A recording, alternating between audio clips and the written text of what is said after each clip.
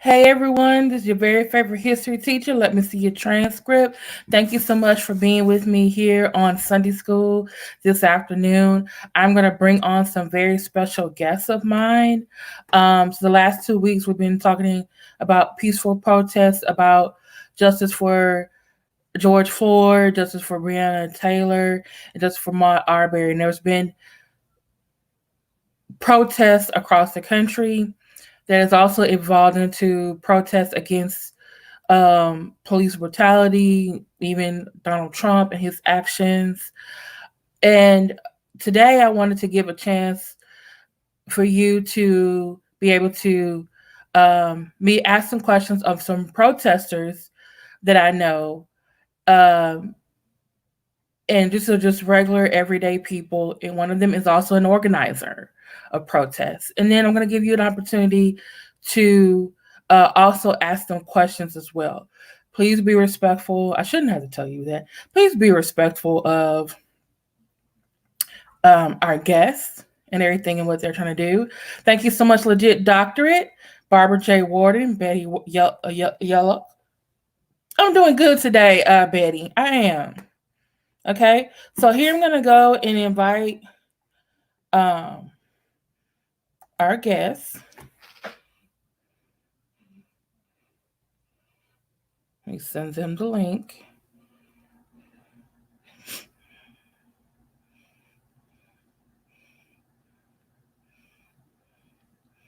One of them was running a little bit late.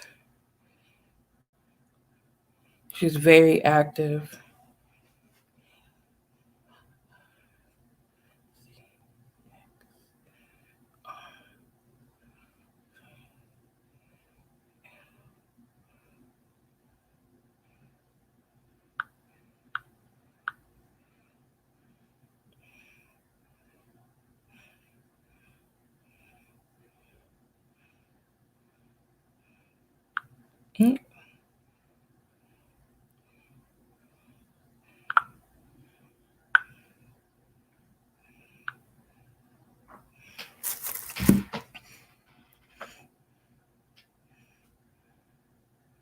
Mm, okay, just sent them the stream. Okay.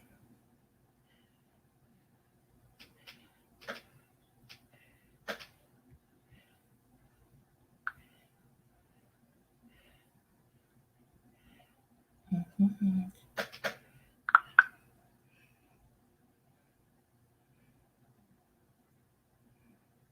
Just to give you a little bit of backstory, um, George Floyd is from Houston, Texas. Raised in Third Ward, went to Jack Yates High School, played sports. Hey, Barbara J. And also went on to play. I'm not think he did go to TSU, but he also played sports. Uh, Liz, you ready?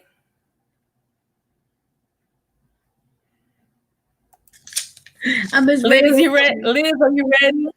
I'm as ready as I'll be. I said, I don't know if I should wear my beret or not, but I brought it Come in. on, come on, rep at all times. Girl, I'm telling Rep you. at all times. Well, good thing is this thing works like a mirror.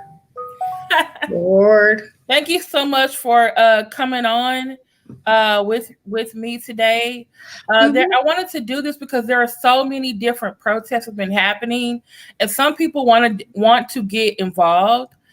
But I think like, did anyone ever ask a protester? And in your case, you organized protests, right? I do sometimes, not quite on the level that we've been lately. Yeah. Yeah, the protests I have are like this big compared to what's going Yeah. on right now. But I wanted to get your opinion about how do we we're gonna bring on Anissa. Hey, is it Anissa? Anicia. Anicia. Okay. Thank you, Anicia, for coming on today. This is Liz. I don't know if you Hello. can see. I don't know if you guys can hear. You should be able to hear each other. Um, but I'll put y'all at All right, there we go. there you go. You can okay. Um, Thank you both for coming on today.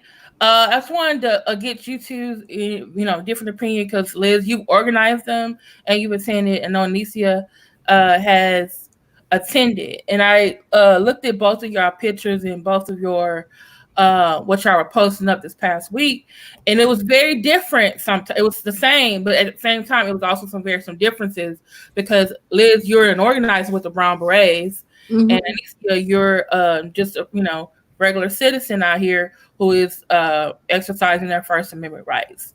Okay, Yes. so but Liz, can we start with you first, Sure. and just tell us, also just like I said, rep your organization. What is the Brown Berets, and when and how did you first start organizing? Okay. The organization I'm with is one of many Brown Beret groups, but we have been around for about 50 years. Our name is the Carnalismo Brown Berets. We are a national organization. We have chapters in multi cities and multi states. We believe in nonviolent direct action. Mm-hmm. We believe in continuing the culture, which we consider Chicano culture, because we are not Mexicans, we are not Americans, we are the children of the indigenous peoples that were here before colonization, before the Mm-hmm. Spaniard conquistadores. Um, One of the things that we do is try to organize and make sure that people understand that education, knowledge, culture, tradition all play a part in everything that we do on a daily basis. So, with the Carnalismo Brown Berets, I found that their message was a little different from other Brown Berets that preach revolution, revolution. Okay. Um, with that being said, is because when you preach a revolution continuously, even in times of calm, uh, that puts people's lives at stake Hmm. more. And you have to be understand that there are a lot of infiltrators and saboteurs that will come and cling on to an organization, and they will try to have people go out and do things that they normally would not do, which is, the writing types and things like that. I'm not going to tell anyone else how to organize, how to do their specific uh, protest, their march, their rally. I don't have to tell anybody what their beliefs are, but I do understand that within our organization, we try to keep everything as nonviolent as possible, but we do have the ability and the right to defend ourselves. Mm-hmm. Oh, y'all got to excuse me 1 second. I have somebody at the door. I will be right back. Okay, no Sorry problem. about that. Okay, well, let's put Liz on mute. All right, and Anicia, can you tell us how and what led you to protest? And was this week your first protest, or had you been involved in others? So, I mean, this week has been a really hard week, I think. As far as what led me to protesting, I come from a varied background. My community spans various nations, including Chicano as well, Liz. My Mhm. mother and my father both are from the Rio Grande Valley, so we have a very rich history in the culture that you're talking about. Mhm.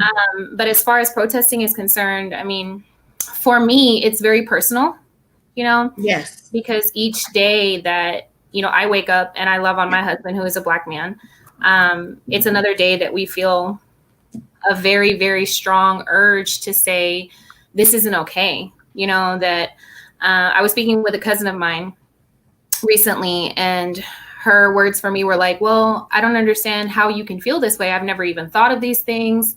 This isn't something that's even remotely crossed my mind, not in a negative way, but in a positive sense. Okay. And, Mhm. I was like, yeah, but it's reality. I just sent my Yes. husband on a plane just this past week to go up to Minnesota Mhm. because he does work there as a part of what his Oh, career field wow. is in. And, it was a really scary situation for me, as a wife, as an activist, as someone who wants see change, but I also, I'm very nervous about putting him in harm's way as well. So my participation in the protest is to say that, I will not stand for people to treat me this way, for people to treat my husband this way, for people to treat my family this way. And no, it's not my first protest. There's been various protests throughout the years that I've participated in. So this is, something that is very near and dear to my heart. I'm a very active member of a Christian church. And one of the things they say about people who are involved in movements, there's only three kind of people. You have the givers, you have the goers, and you have the prayers. Mm-hmm. And I am a goer. I've been involved in missions throughout my entire life, and this is no different than any other mission that the Christian church would be a part of. Because I believe that strongly there are people, there are people like my mom who will never set foot in a protest because that's just not her lane. And there are people like my dad who aren't necessarily against protesting, but he would rather give his dollars and specifically fund specific causes. Whereas for me personally, I see myself as being someone who's willing to be on the front line, who's willing to move, and who's willing to take the actual necessary actionable steps in person to make sure that causes are heard. So I think as we evaluate our participation in things like this, you have to determine which one of those three things are you going to be. Are you going to be the kind of person who silently supports, whether it's providing your resources or providing your spiritual guidance, whatever your faith walk may be, or if you're going to be the person who is directly financially contributing or walking the walk and getting out there and doing something about it. But we each have our own specific role to play, and there is no room for anyone to sit on the bench and do absolutely nothing. No, we have a saying within our organization is that everybody has something to bring to the table.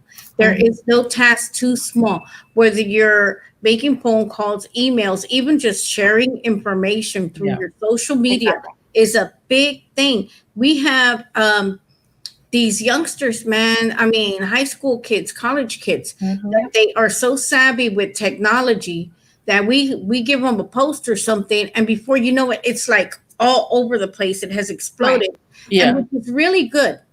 Today's information, that's so important, because that's how they're communicating. The generation that is, coming up now, everything is through technology. And so if it's not being shared on social media, if it's not being talked about in the internet, then it's not happening, I've been seeing what like the K-pop stands, what they have done. Yes. Oh my God. I didn't even know that was a thing. I have no idea what a K-pop is. I'm sorry, I'm old. Okay. Let me explain to them what K-pop is. I thought that was great too. For you guys out there, K-pop is a brand of pop music that is very popular in Is it North Korea? South Korea. And it's modeled after like the boy bands, the male groups of the 90s. They have several, 5 to 6, sometimes 7 or 8 members. And they do dances, they have certain hairstyles, and they have like crossed over to the United States. Initially, I was known about K-pop bands, women and men, through my students. And I was like, what is this y'all listening to? And they don't understand a word, but they're over there singing their hearts out. And so in Dallas, Texas, because of the protest, just like here in Houston, in Dallas, the Dallas PD came out with an app that says, if you see anyone or vandalizing, let us know on this app. Well, K-pop fans are like stans. They're like their own version of the Beehive.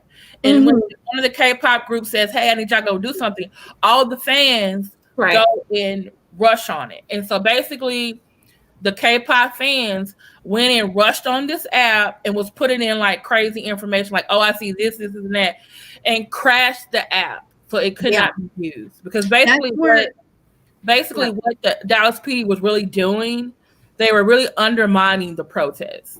Yes. And I understand looting and vandalizing is one thing, but they were also undermining the peaceful protesters. And you made a point about that. They're rabble rousers, but they actually came out and did something for social justice, like some of our other celebrities over here. But very great. Yeah, I was saying, Liz, you were making a point about that earlier about infiltrators. And, I've had so many people saying things about, well, what about this and what about that? And I'm just like, yeah, but are you ready to have the conversation about the role that white supremacy is playing in undermining what's happening in the rioting and the looting, where there are police officers that are being paid to go and set fires to businesses. And there are people who've actually been caught in the act, doing these things and committing wrongdoing in order to continue to incite panic, and I feel like there's so many people that are willing to discuss one aspect of it, but they're not willing to discuss the entire thing. Yeah. Yes, and that is one thing that I do speak to a lot of people about, because like they're looting, they're rioting. I say, you don't understand. There are cops out there. There are white people out there. I have been here. We went last Saturday to the ones here in Houston. We stayed over there for a while. After Ashton and everybody was gone, we stayed around for a little while. Thank God we left before they started corralling everybody under the freeway, using tear gas and everything else. I look at intuition. My intuition, my spirit, whatever you want to call it, and I listen to my inner self. And if I feel something's wrong, I'm sorry, I'm getting out of there. Yeah. So we turned around. I was at home. And with this COVID thing, you have to be extra careful when you're going out and you're around a lot of people. So I said, I'm going to be home for a while, because I have people in my life that they have medical issues that I cannot turn around and take a chance, or even with my own life, take a chance in getting sick. So I spent hours upon hours a day watching every video that was posted up and came across my news feed. Again and again, I saw white people, kids with skateboards jumping on top of cop cars and smashing windows, cops in uniform smashing windows. Yeah.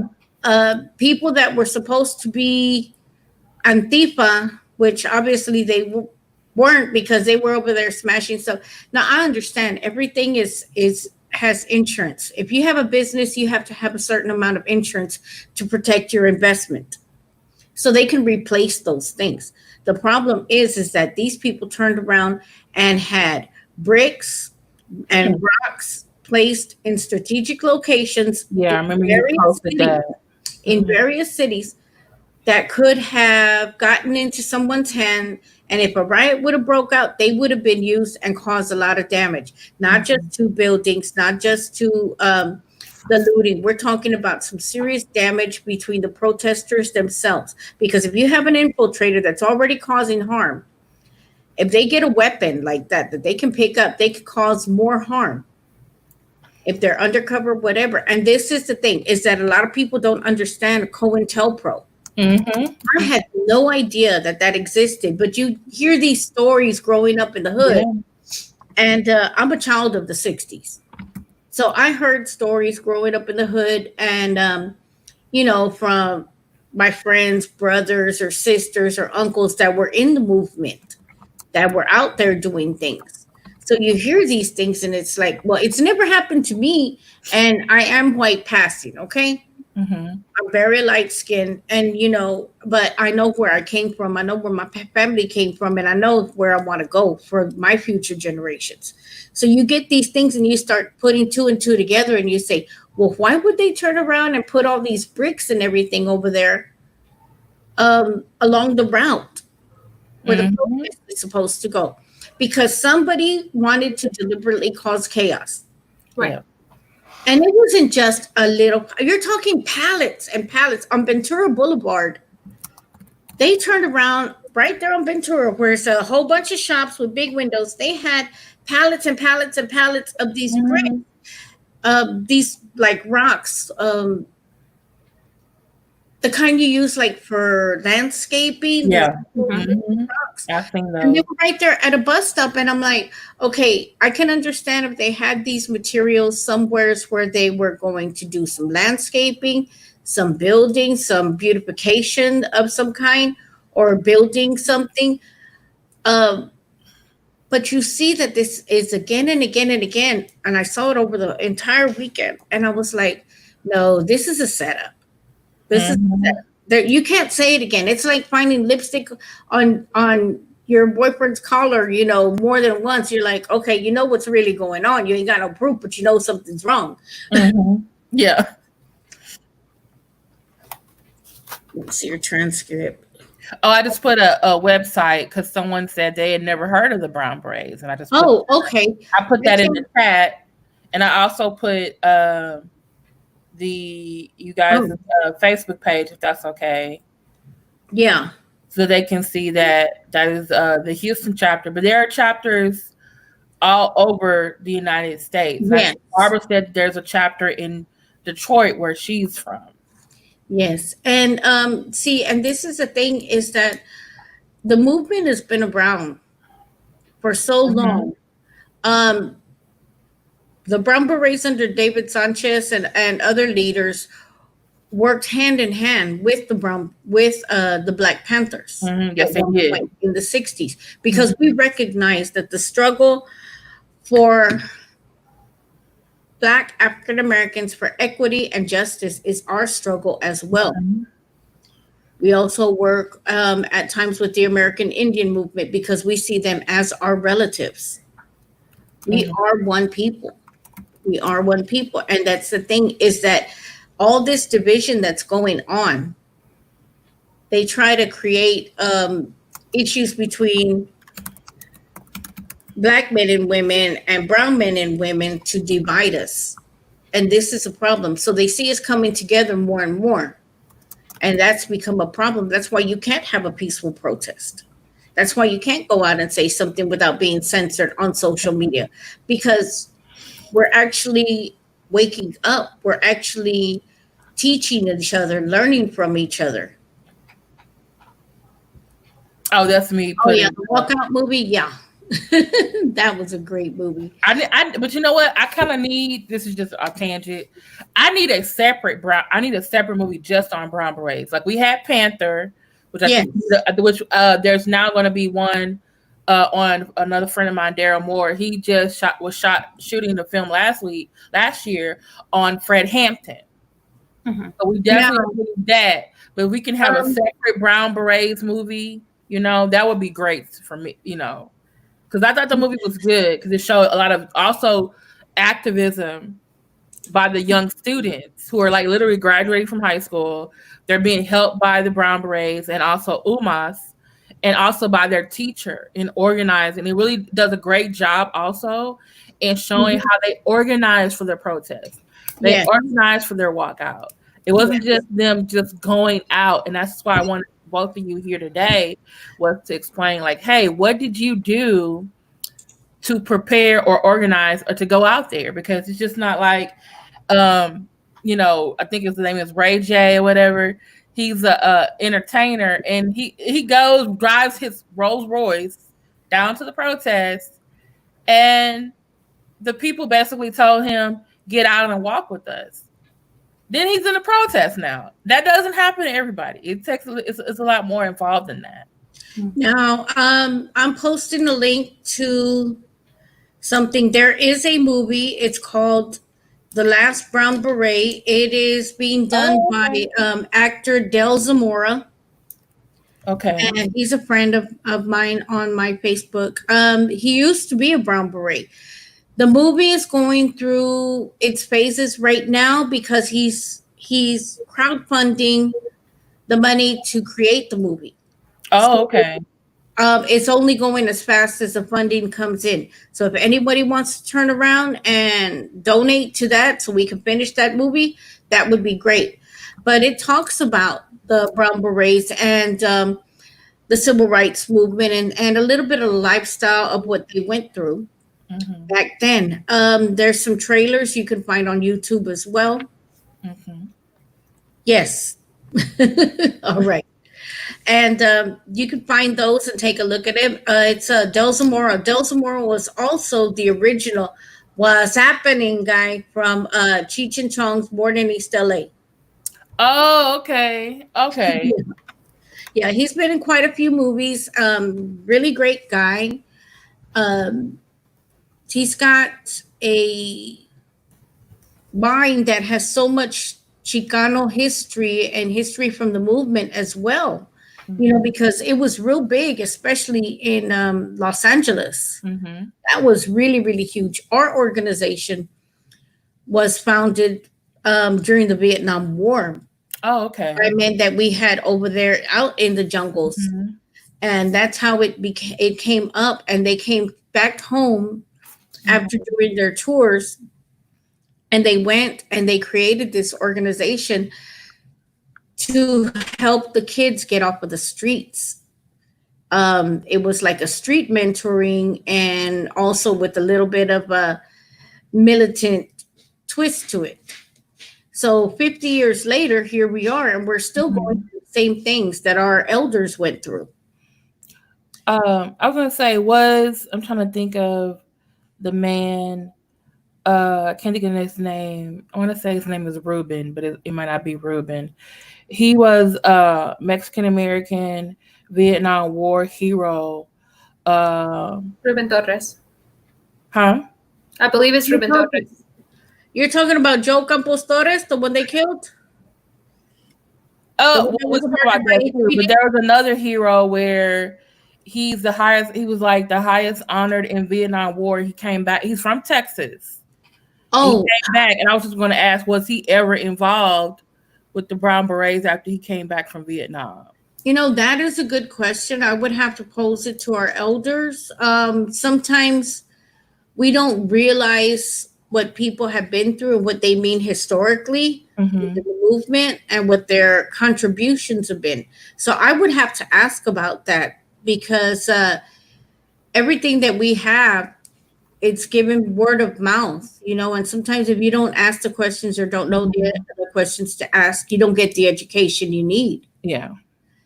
So I will ask about that, and I'll find out for you guys. Because he's taught, and I can't believe I can't remember his name right now.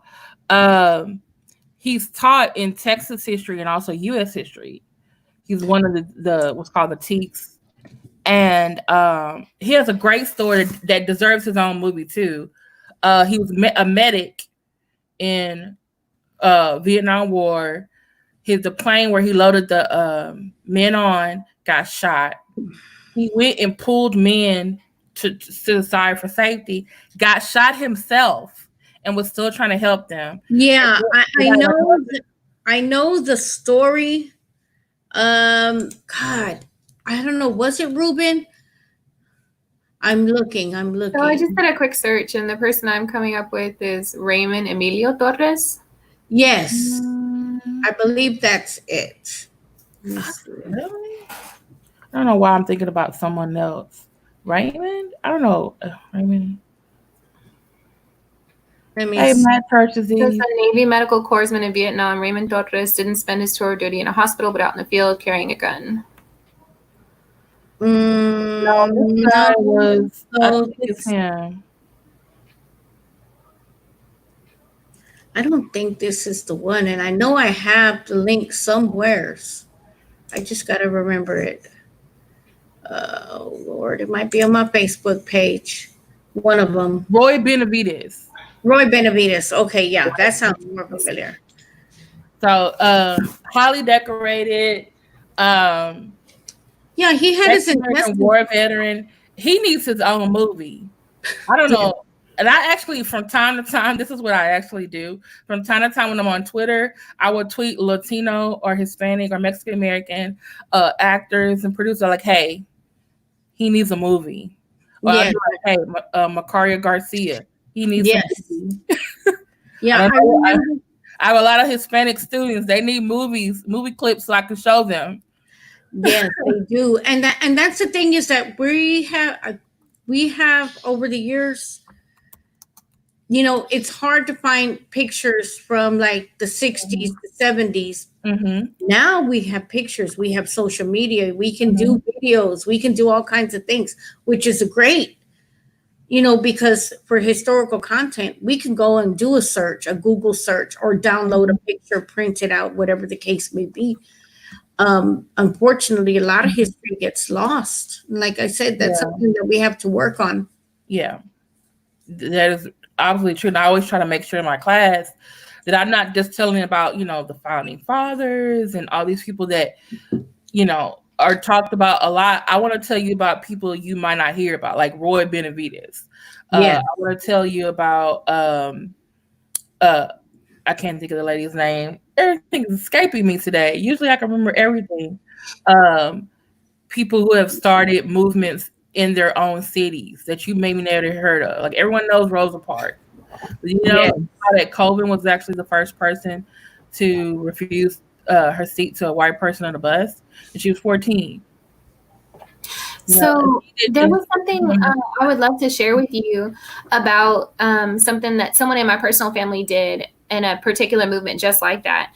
Back in the 90s, my brother was responsible for a history fair project, which I know you're familiar with because I'm sure you've done that with many of your students. Yeah. And he chose the Tuskegee Airmen for his project. And at the time, they were not a very well-known group. Because we're talking like very early 90s. This is nothing that was widely circulated. And so they really wasn't known until Clinton gave them an award. And then people were like, oh, let's go look up when he was HBO did a movie on them before Red Tail. So y'all should go definitely go check that out. Well, and that's what I'm saying. My family has a very personal connection with them. Like I said, my brother did a history fair project with them and used one of the original Tuskegee Airmen as a primary source for his work. And so he was able to build a relationship with him that led to Aldine ISD in Houston, Texas, taking on the Tuskegee Airmen as like a featured speaker, I want to say while we were in middle school. And this was all through the effort of his history fair project. So from that, they funded chapters of the Houston, Texas Incorporated chapter of Tuskegee Airmen to create a whole generation of students who were then educated about the Tuskegee Airmen year after year, because my father and my brother and myself and the other board members of the chapter would help to bring them in each year to come and visit campuses around the district. And so they were able to have various Tuskegee Airmen come, including the Tuskegee Airmen who did the coin flip for the Super Bowl just this past year, was one of the speakers. And so, those were kind of like a whole nother group of grandpas who I got to spend my formative years with, learning from them and hearing their stories.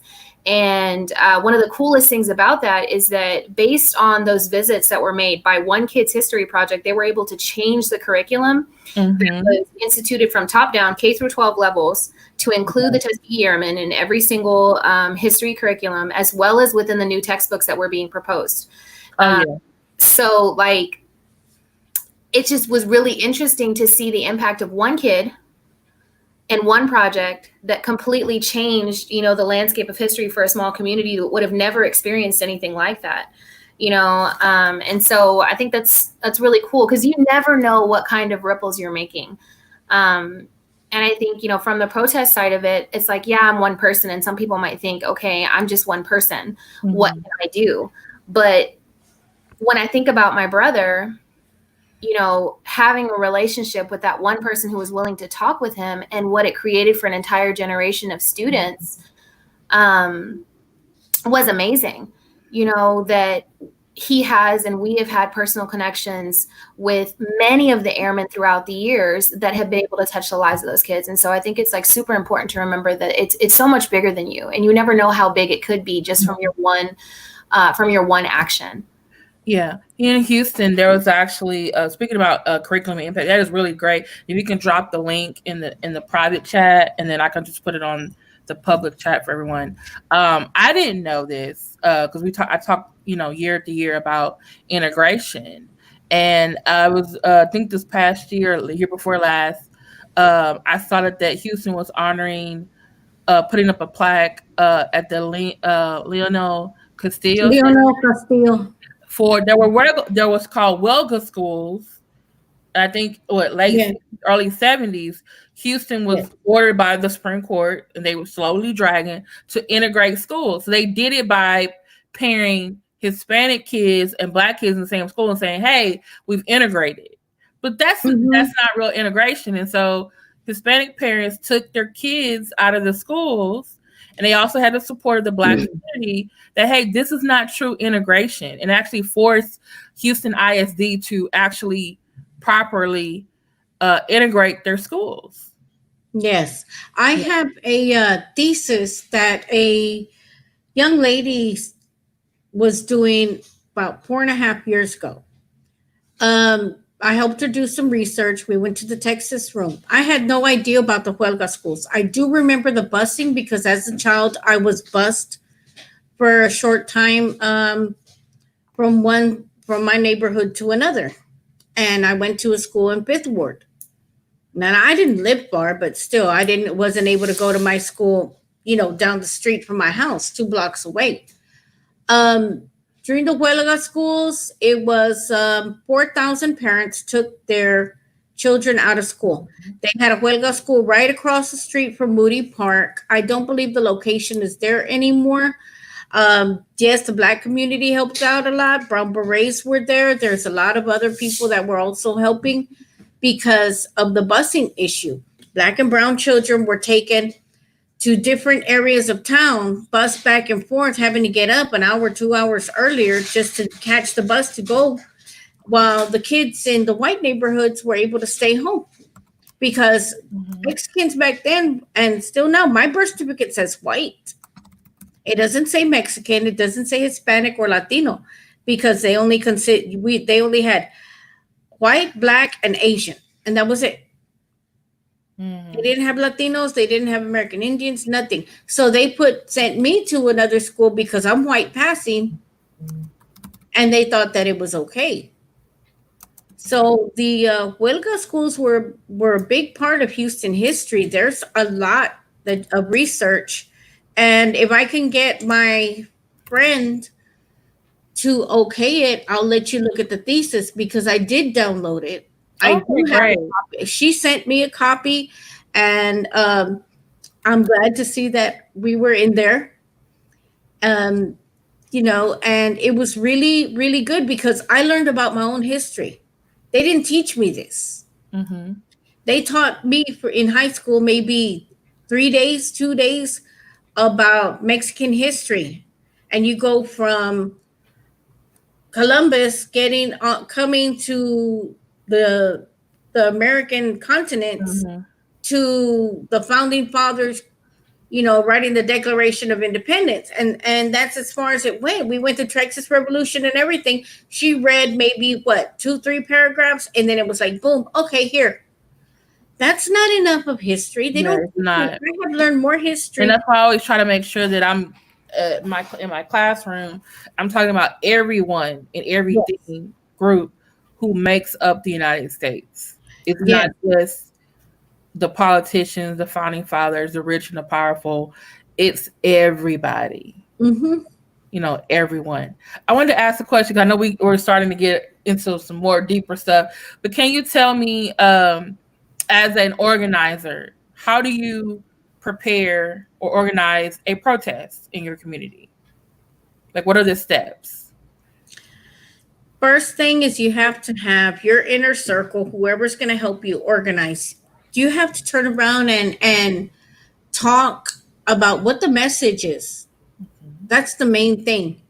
Because if we're organizing something and someone doesn't agree, well, we have to hash that out. We got to say, well, I want to do this and I want to do a protest or rally for such and such. And they don't think it's a good idea. Well, then you have to sit down and talk because it's not a one person effort that is done. You have to have backup on whatever you're doing. And if you go in and there's already somebody that is not comfortable with it, even though they don't have to be there, but they're a part of an organization and they represent that organization, you need to find out why. So we all have to be on the same page. We all have to make sure that we have facts available. Read up news stories, whatever it is that you can turn around and get the facts on why you're protesting, because sometimes there's some misinformation out there on the news cycles, on the media. That is another thing. You have to look at location. Where are you going to have it? Time of day. Are you going to need security? Will you be your own security? Is another group going to come and help do security for you? How are you going to turn around and publicize this? Social media is a great thing, but are you going to make flyers? Do you expect it to be large enough to make flyers? There's a whole lot of things, but the safety of everyone involved especially the community that you're going to, whether you're in a neighborhood, whether you're in downtown, whether you're at a beach, you have to make sure that that community is going to be safe, Mm-hmm. because we don't want to go up into somebody's house and have them feel not feel safe because they see a whole bunch of people in brown berets, Mm-hmm. walking through their neighborhood with bullhorns yelling stuff that they don't understand why. So we have to make sure that we have their thoughts and their feelings. We take that into consideration. Um, Now, if it's downtown, well, maybe we're protesting the mayor and we really don't care what he says. Then we're going to go and do it anyway. But we have to continue to make sure everyone is safe. Mm-hmm. Um, you have to make sure that they have water in this Texas heat. You have to have water. Somebody who's going to supply the water. Um, what we do when we do protests or marches and stuff, we specifically have someone, at least one person designated to drive behind the march line. So that way, if anybody gets tired, overheated, and they need to stop, but they want to continue with the march, we'll have somebody to drive them. And I learned that when I went to San Antonio. In San Antonio, for the Cesar Chavez march that they do every year, they have metro buses, two metro buses at least. And on the top of the screen, instead of it saying the street name or whatever, it'll say Cesar Chavez and Si Se Puede. You know, Brown Berets do the security for that. We make sure that we're in line with where we're supposed to go and the route and everything. For a march like that, the logistics can be a headache. Are you going to have somebody standing up somewhere at the halfway mark with water, handing it out? Are you going to just hand out water bottles to everybody at the beginning of the march, at the end of the march? There's a lot of things to consider. Are you going to have street medics involved? So you have to know who's going to come up and help you with this, because it takes a lot of people even to put on a small protest or march. Um, with protests, you also have to worry about the cops coming out. Are they going to turn around and try to ticket you because you're using a PA system? Do you have to have a permit for that? These are all things that we take into consideration. None of my marches have been big enough to do that, but they grow every year. It just depends on what we're marching or protesting for. Anything else you want to add? We got four things. Do you need a permit? I'm Can trying to think. you See, you asked me a question and my mind went blank. Um, you have to have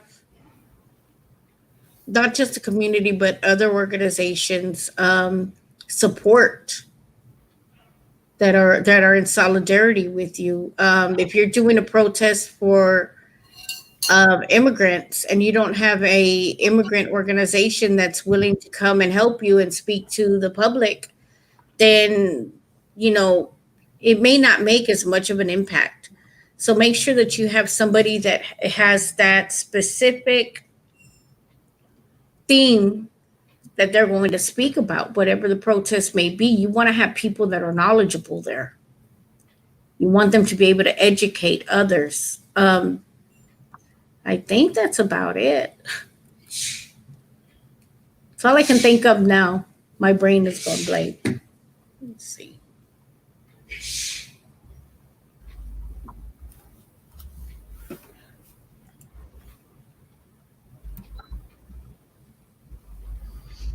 Okay, sorry. I had to check my messages. Okay, no problem. I'm having a little bit of things are freezing up over here a little bit. I'm trying Yeah. to type in the chat. Mm-hmm. Uh, Okay. oh, no problem. Uh, okay. So far, we have one, decide your message in your inner circle. Two, date, time, location, and how you're going to Yeah. advertise. Uh, Three, you said who's going to pass out the water, where they're going to be passing Yeah. out the water. Is there a halfway point? Yeah, you have to make sure you have supplies. You don't want anybody getting overheated. If you could get somebody to bring like some like the kind bars, granola bars or something with a little bit of protein, because we got to admit we have a lot of people with medical issues. We don't want somebody with diabetes having their blood sugar go down. Or at least put a few candies in your pocket if that's the case. Um, Always keeping everyone else in mind and their safety and their comfort.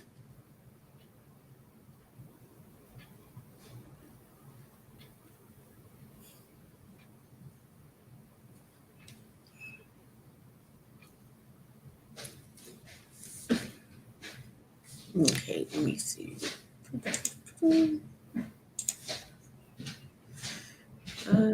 Where am I? Oh, Did we lose Kim? huh?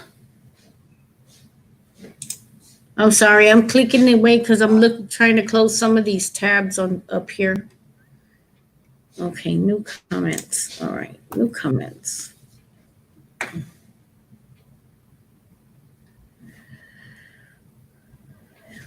Yeah, I see Nita be stress free. That's what happened to me yesterday. Okay, sorry about that. I'm back. I was Mhm. wondering. I was like, I didn't see her. I know. She ditched us. I'm so sorry.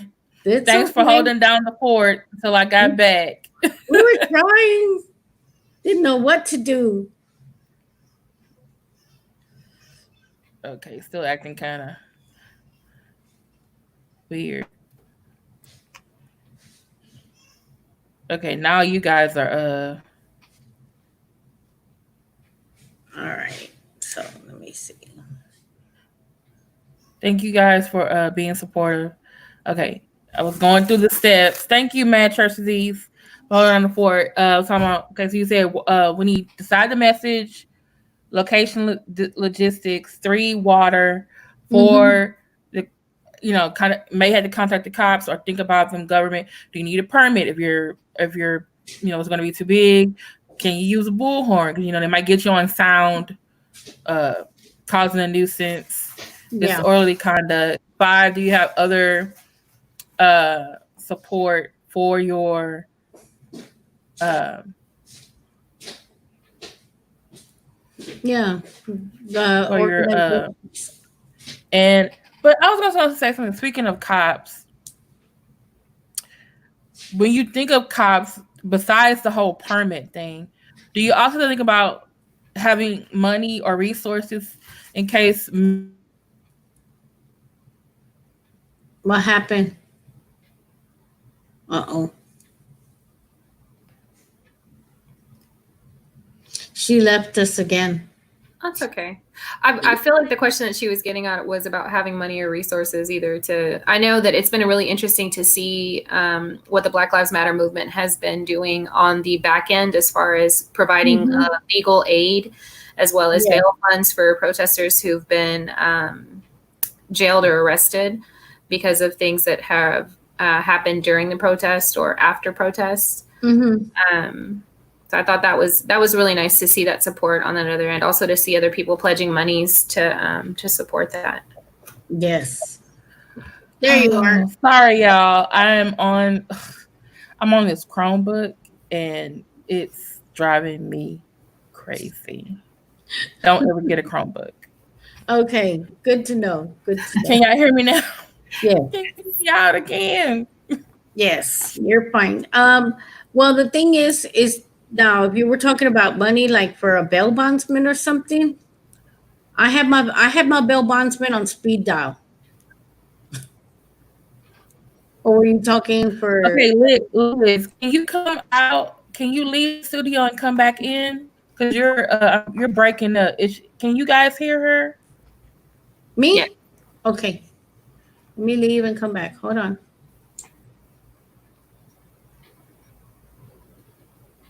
Can you hear me okay? No, I can't hear you either.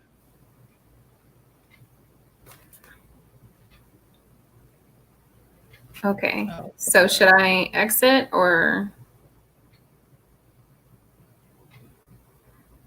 And it's just me. Okay.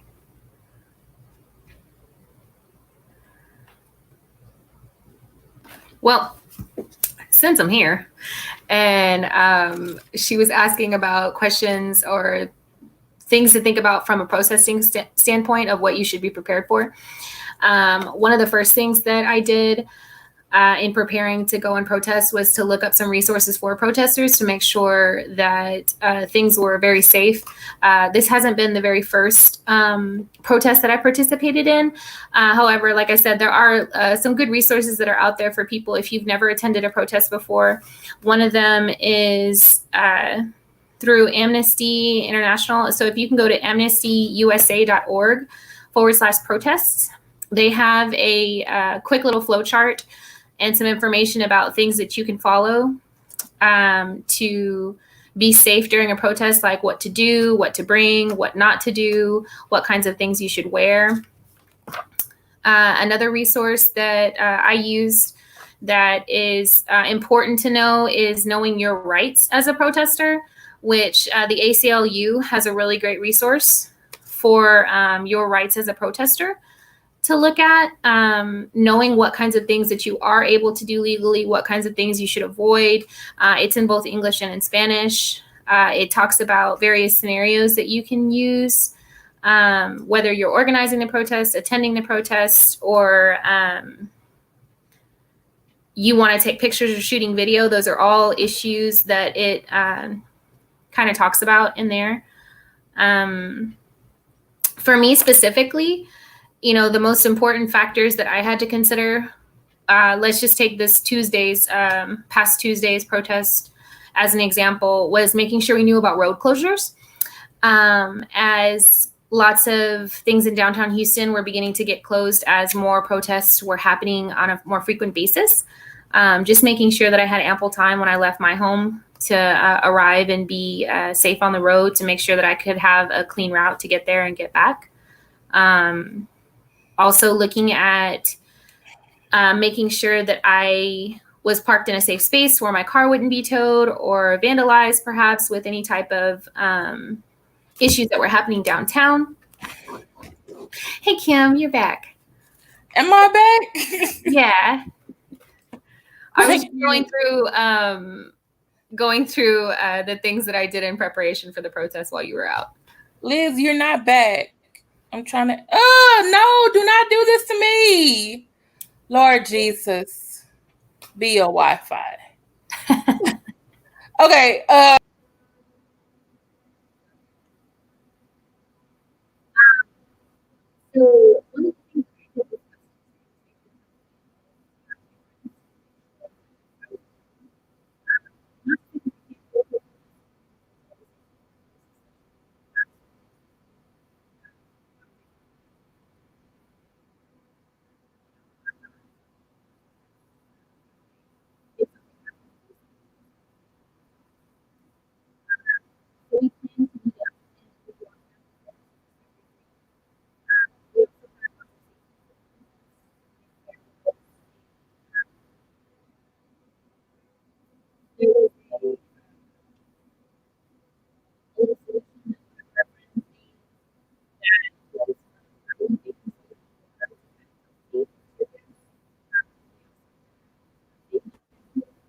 That we had put together in small little packets, along with some clean towels, to make sure that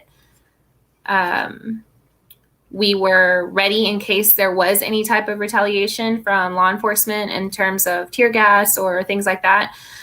So we had like a quick little safety kit that included an umbrella to ward off any potential non-lethal measures or projectiles that were headed our way, as well as the baby shampoo and solutions for tear gas.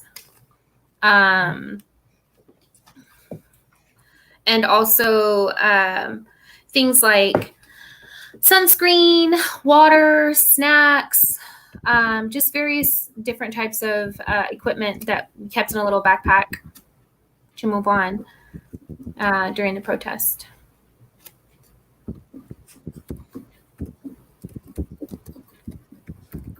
How early did you leave for the protest?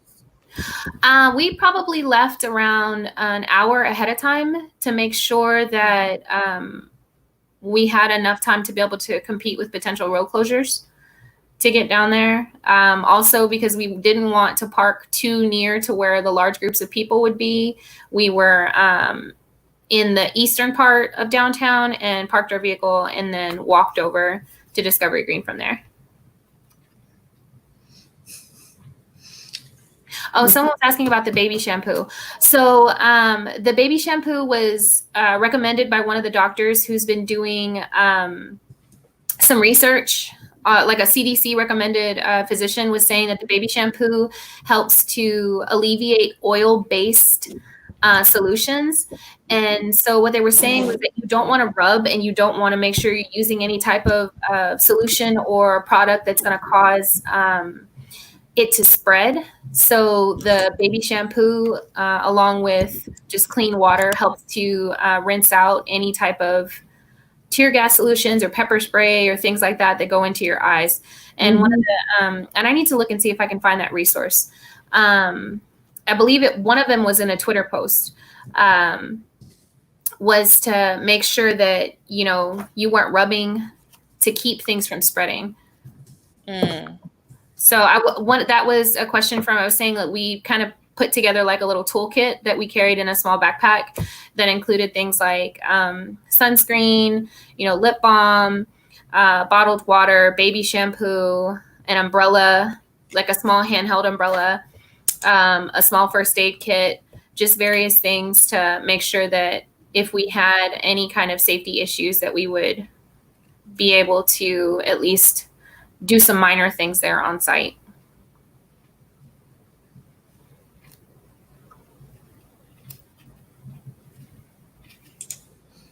Okay, I'm looking. They're saying welcome back, Liz. Yeah, I was telling them one of the first things that I did before we even decided to go and protest was to make sure, because this last protest is the first time that I've taken someone who is much younger than I am. I have a young cousin who's staying with me for the summer, and she's 18 and obviously very passionate about a lot of things, and asked me if she would be able to come with us. And so we made sure to do a lot of research about different things, because it's one thing when you're putting yourself out there as an adult, but then it's another when you have a young person that you care for who wants to join in with you, to make sure that, you know, they're going to be safe to the utmost. And so we went online to the ACLU.org to go through with her about what her rights were as a protester, what kinds of things that she should, you know about her interactions with the police, what was legal, what was not legal. And then also showed her another website from AmnestyUSA.org about how to be safe during the protests as well, things to bring, things not to bring. So yeah. You said it was Amnesty International? Yeah, I'll type Amnesty.org? I'll put the two links in the private chat for you. So that way you can all right, thanks. See what they were. There's one, and then here's the other one. And thank you so much for dealing with me in these now my AC. Come on. That's wrong. Okay. And my brother preferred cold. You know, we even saw someone there at the protest who had like a little backpack that stated that they were medical personnel, and it had a list of all the items that they had in their medical backpack that said that, you know, if you needed help, this is a person that you can come to. So I thought that was really great. The street medics, I'm sorry to interrupt. The street medics, they're really good. The thing is that in some areas, the cops have been targeting the medics. medics and journalists, as a matter of fact. Oh, Yes, because that is horrible. That's horrible. the medics are usually like nurses and doctors that take their time, and then they train others to do basic medical care right there when you're at a protest. Like if you get, you get a burn, you get injured, how to bandage you and things like that. But that is a war crime to turn around and target them and to harm them if we had been in war.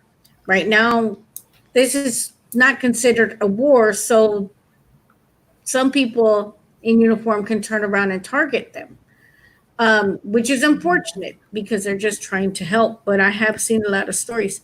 They're very helpful and they always have a lot of good things in their bag. I was looking for the list. Yeah.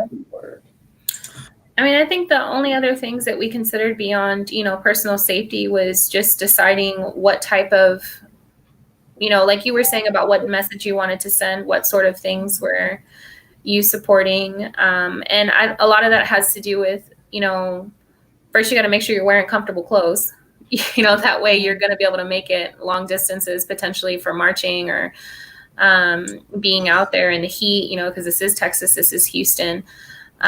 Making sure that you've eaten a good breakfast or a good lunch before you head out. Mm-hmm. And I mean, there are so many people that come in various states. Like at the protest on Tuesday, I saw a lot of different, apparel that express people's views. Like we wound up seeing a pretty large group of people that left from where we were that were part of the LGBTQ community, that were out supporting, seeing a lot of people with signs saying, Asians for Black Lives Matter or Latinos for Black Lives Matter and things like that. Yeah. And so I think, as a protester, it's good to see whatever your personal protest wear is, whether it be like signs, etc. But I would say don't ever carry anything that you're not willing to run with. Yeah. To make sure that you are safe. And it's such a different dynamic, I feel like, with the social distancing aspect of it now, because every other protest that I've been involved in was not during, the pandemic. And so far, I participated in 2 protests during the pandemic. And I mean, there's a part of me that says, be careful because you could still be contracting this virus. But at the same time, it's like the pandemic of racial injustice that's been hitting our communities is been far greater than the potential of contracting a virus that, could have short-term, potentially long-term effects. And so for me as a person, I'm willing to take that risk and do what I can to do social distancing, to wear my face mask and do all of that to continue to support the movement. I even have I'm a small business owner, and I have a line of, shirts and masks and things that are all part of the movement right now. And, it's kind of one of those things where you have to decide which thing is going to kill me first. Is it going to be the coronavirus, or is it going to be police brutality? Or, am I willing to continue socially distancing at home and not be heard? Or am I going to go ahead and, because there's risk associated with everything, and I don't know. Do you have a link to the products that you sell? Yes. Okay. You can just drop that and I'll put that inside, because my followers are very good at supporting.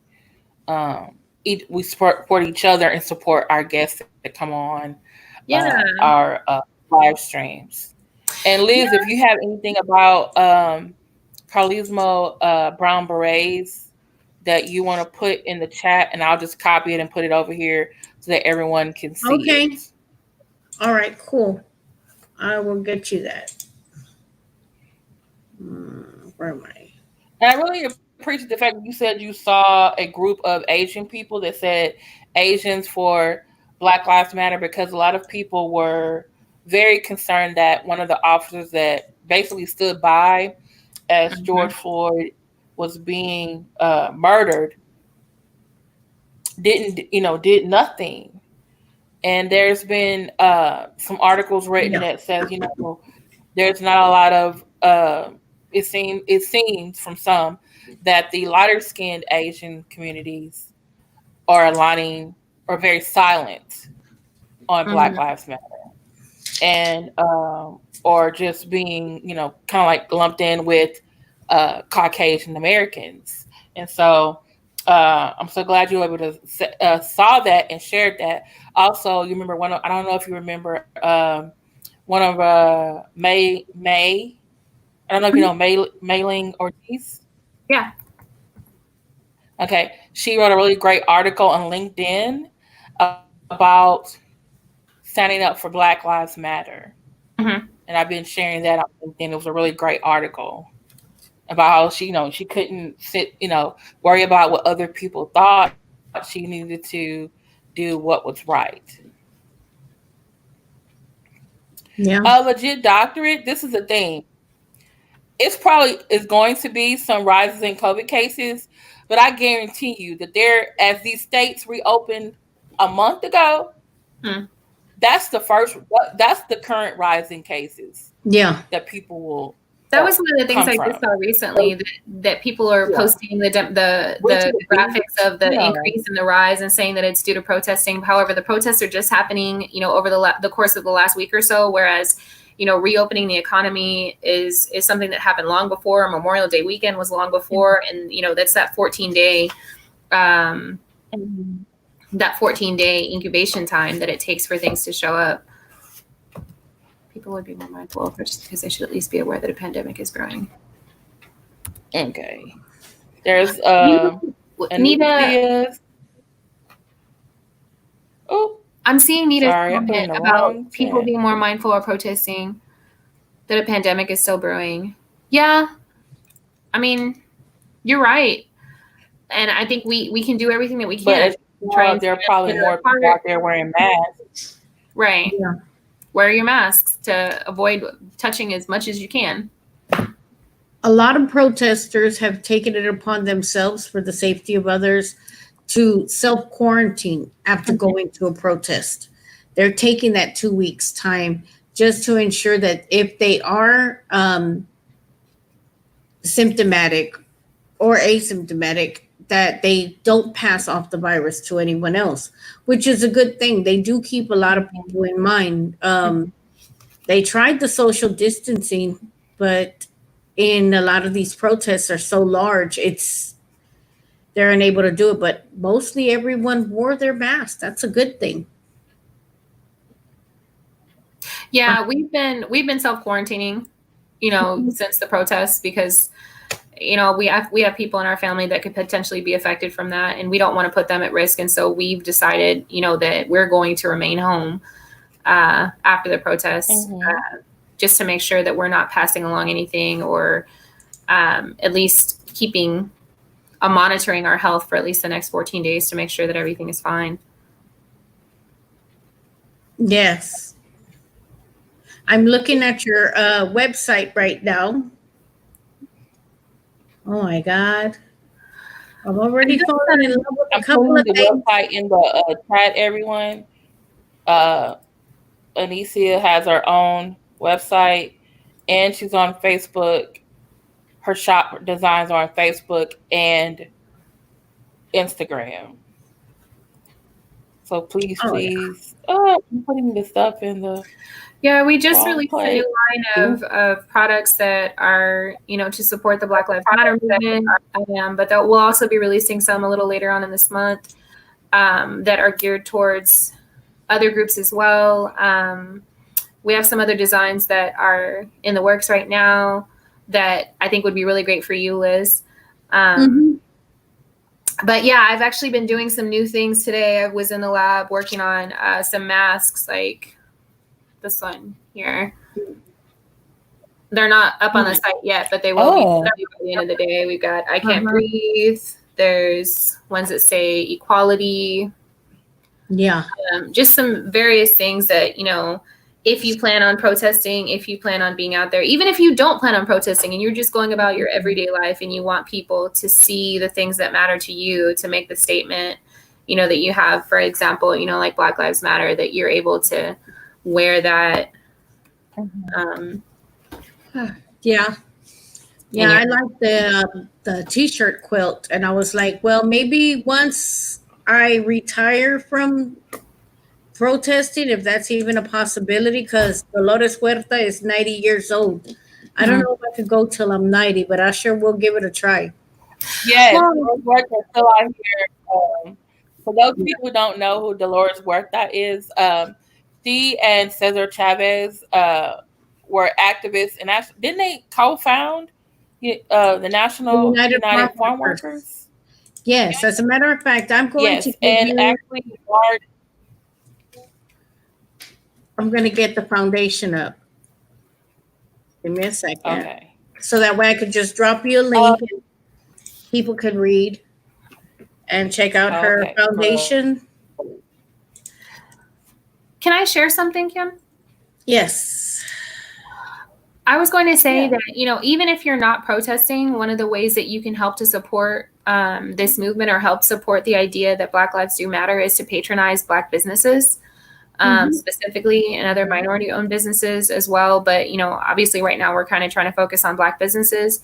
There are various, eateries in and around Houston that are owned by Black people. There are small businesses just like mine that could use your help, because as economic power grows, that's when political power grows, and that's when people are able to continue through movements and to create a greater effect in communities. Because without financial power, it's hard to take next steps.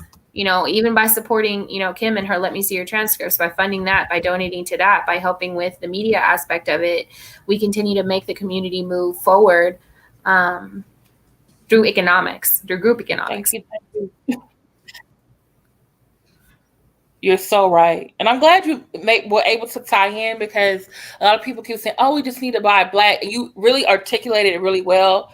Okay, if we buy Black or Black-owned businesses, then we get wealth and economic power, which is going to affect us to getting political power, because there are politicians, they do pay attention to the donors, to their donors, their supporters. They do. Now there is a directory. It's a Buy Black directory for here in Houston. I just looked it up. So doing something else. So here you go. I think, is it okay if I send it to you? Yeah, go ahead. All right. I don't know. Because I also have some followers who are in other states. There are also similar websites and organizations in your own communities that are also spearheading Buy Black as well. There's a huge Facebook group right now that's called the Black Coalition, that's working on, or the Blackout Coalition, that's working on creating a space for Black businesses. That is planning a specific blackout that's supposed to occur on July 7th of this year. However, many of the members are also encouraging it to continue past that, or even starting now and moving through there, to make sure that we're, channeling our dollars in a different direction than they have been. And there's a lot of simple things that you can do, even if it's through banking institutions, where you don't have to get rid of your bank that you have, but you can open up a new account at a Black-owned bank, or you can once a week patronize a Black-owned business. Because I understand that upending your life and deciding to change all of those things might be a big task for some and a big ask for many, but at the same time, there's little steps that you can take as well to help with those things.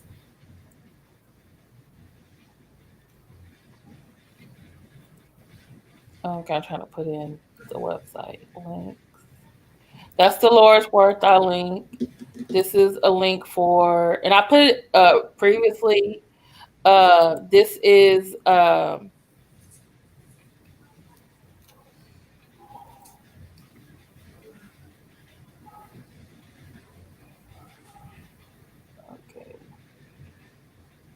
now let me give you a little history about Dolores Huerta and the Brown Berets and the UFW. Okay. The Carnalismo Brown Berets were also security for Cesar Chavez and members of the UFW. We are the only Brown Beret organization that, let me get this for you. And let me see. Okay, so we are the only organization, Brown Beret organization, that can display the UFW eagle on their patch, on their insignia. Oh, Yes, we're the only ones. And that is really great thing because it combines the histories of the two organizations. But yeah, I just thought I'd throw that in there. Let me see. Okay, live comments. No. and just like we told some members, people earlier, and I put the link, and I'll make sure I put that in the description in the final upload of the video. Brown Berets have been around since 50 years more, and there are different chapters all over the United States. And I didn't know that provided security for Dolores Weather and Cesar Chavez. It's really wonderful. Yeah, yeah. And this is the Facebook. Yeah, y'all can look it up on Brown our Berets. You can Facebook. find other chapters too on Facebook. Mm-hmm. Okay. All right. Let me also show you guys. Anything else you guys want to share about protesting? I was going to say, okay, you said you left early to go to the protest. Mm-hmm. What was it like leaving the protest? Because there's a lot of people out there. I think the first time it was kind of the very first thing that I thought was, okay, what's next? What are actionable steps that we're going to take to move forward after this? Because, like many people, I believe that there's not one person that goes down to a protest that thinks to yourself, okay, well, I did my due diligence and I'm done. Most people wind up leaving thinking, okay, what am I going to do now? How do I put my money where my mouth is, I guess? So leaving, that was one of the big things that I thought. And there was a really great link that a friend of mine posted on Facebook about 26 things that you can do instead of protest, or what to do after you've protested. And I'll see if I can find that to include for you. But yeah, I felt, empowered, by having been down there and being surrounded by so many people that have a very similar message. It's nice to be counted among that number, to say, yes, we're all here for the same thing. And, as a Black person, it's really encouraging to see so many people standing up for Black lives, just saying that, yes, we do matter. And, being able to move forward and say, okay, what now? Which I think there's been a lot of really great resources, like I said, that are being sent out about what to do, whether it's to call your senators or to call your local legislatures. One of the coolest things I thought that's come out of all of this, which I was really proud to see, was about the 8 Can Wait, and how Councilwoman Plummer here in Houston, Texas, is introducing an amendment to the budget that's going down at the city of Houston on Wednesday. Oh, wow. Introduce various amendments to the budget proposal that went in about basically reforming how the money is being spent within the Houston Police Department. Let me see if I can find it. But it's some really great things, working with a program called Cahoots, which is basically like a training program for the police officers, taking and using vacancies that are currently there and reallocating that budget money to go into mental health counseling for officers. I mean, there's some. And also the fire department or the EMT. There's, let me see if I can find it. Good idea. Yeah, I think also in Minneapolis, their city council has been moving to not make any more, give any more money to the police department in their budget. And the mayor prohibited them from doing chokeholds or any type of thing. So there, a lot of people keep saying, "Oh, where's all the protesting and looting or vandalizing?" I just say we should supporting looting and vandalizing. what is all that accomplishing? It's accomplishing a lot. Mm-hmm. Things that people have been saying to defund the police. Yes. About police brutality. And, we petitioned, we voted, we didn't stand for the national anthem. We didn't, people took a knee and you complained. And those were quiet. Now you got a protest and a riot. Now you want to complain like that too. What do y'all want? Well, guess what? It's being effective. MLK said that a riot is the language of the unheard. And I think a lot of people have been unheard for very, very long. There's also a really great. By the way, Anicia has a very lovely voice. I said, by the way, Anicia has a very lovely voice. Oh, thank you. She actually sung at, was it the baseball game? Mm-hmm. She sung it, was it last year? Yeah. Or this year? Yeah, they have no games this year. We haven't had any games. Last year. Yeah. Did you have to audition for that, or did you just got randomly picked? So it's a little bit of both. There is an audition criteria that you submit for that, and then they choose you from there. Oh, okay. All right. I cannot find the link.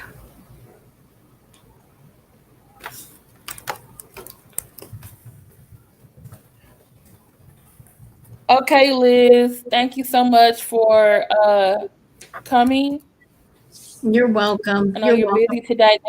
Thank you for breaking your busy schedule.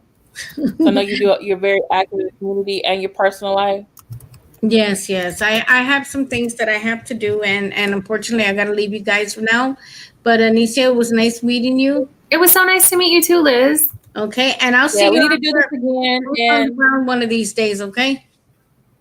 All right, Kimberly. And also, if anytime you have a flyer or anything regarding your organization, please let me know, because I have almost 500 subscribers. And I also have various social media accounts. So even though I can't physically go out and protest right now, also I'm a caregiver of my aunt. So I really have to be like, I can't really, Yeah. I think of myself as a passive revolutionary.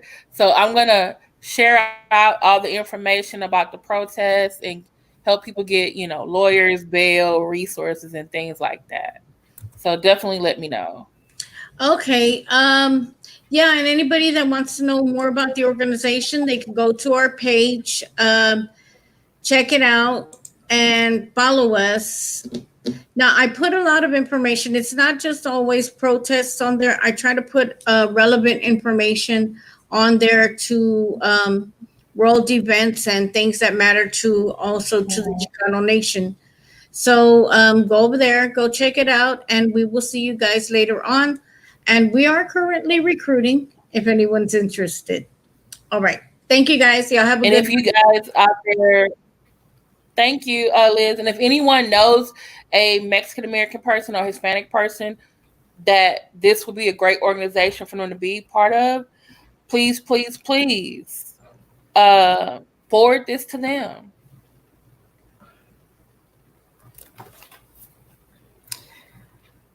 I think what it's going to do, it's a very great question, Anita B. I think you have to understand, in the budget of most police department or most cities, the police department gets a big chunk of the money. And I don't know if you noticed I know here in Houston also, if you ever watch CNN and they do different places across the United States, how did you think, where did you get the money for the riot gear and the rubber bullets and the face shields and the vests and those big old machine guns in their hand? They got it from their budgets. Hey, Doc Cigar Mafia. I'm glad you're able to make it. I wish Dog Cigar Mafia was here earlier. Her and Liz could have hooked up. Dog Cigar Mafia used to be in the Black Panthers back in the day when she was younger. And they are using that money to harm communities. And if you see one video after another, this one, I think it was Washington, D.C., they pushed down an old man. He was 75 years old. His head was bleeding. Only one of them wanted to get up, get down and help him, and then they stopped him from doing that. There is actually, I believe it's Shell.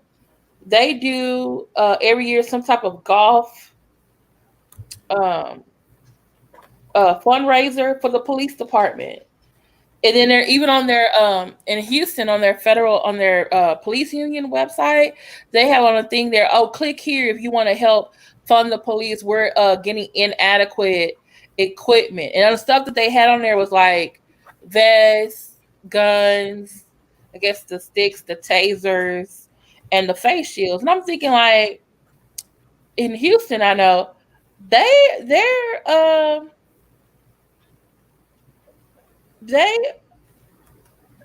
most of the budget. If you look at the Houston, they're most of the budget.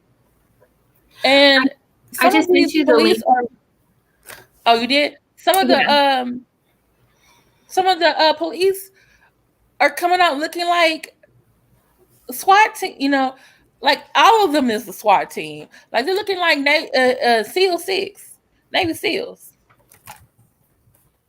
Yeah, Homeland Security also. Like, some of them need to be defunded. Some of them people need more mental health, like Anicia said.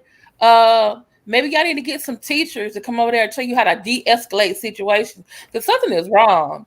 That man was 75 years old, and y'all should push him down with his head bleeding. You said they resigned in support of him? In the city of Houston, there used to be a civilian panel that would speak to every incoming class for each of the cadet classes for HPD. My dad actually sat on the panel as the African American representative to the city for something like 8 or 9 years. And they had representatives from all different walks of life in the community, from the Sikh community to the Asian community to the LGBTQ community. Each of those persons had each of those specific groups had a panelist that sat on that committee that spoke to those cadet classes. But it was my understanding that they transitioned that to something else, or that they may no longer do that. And also, it's no longer required, from what I understand, for officers who are older officers to do cultural diversity training. See that. And so it's just, there's a lot that happens, you know, in the law enforcement community. There are really great efforts that are out there that don't get attention, but there are also other things that, you know, are getting more attention. And so, like, I mean, I do believe that it is possible to be pro-Black and pro-police, you know, in terms of making sure that police officers are held accountable for their actions. And I think it has to be something that's not only done internally, but externally by community members as well, that there has to be some sort of neutral third party that's willing to stand up and say, or evaluate, you know, what's happening inside of these departments. Yeah, it needs to be, and then it's because right now I feel like some of the police are basically saying, Anicia, can you put the link in the private chat in here in the stream? Do you see that where it says private chat? Yeah, it wouldn't let me. I tried to share the link to it, but it wouldn't let me get like an actual like link. It was just the Facebook group that I was able to share with you there. So I'm not 100% sure how to get it in a link format. But I do know that it is something that Councilwoman Plummer has addressed. It's the at-large for budget amendments. Okay, maybe I can. Okay, let me copy the link and see if I can move it over. And also, the same thing that Darren Moore said on his page about 5 ways to end racism. Contact your council members. They have Facebook pages. They have Instagram and Twitter pages. They also have email addresses that you can talk to them. And when the I think, isn't the city, they're not doing physical meetings, they're doing Zoom meetings, right? I think some cities are doing Zoom meetings for their council meetings, or they can go physically down there and see what these people, especially if they're in your district. And you said this was the amendments. Yes, to the at-large budget.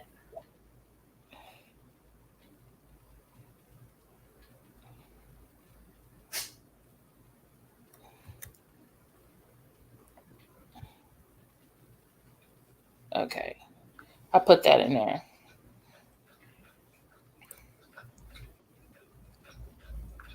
Okay, I put that in there for everyone. Do y'all see it?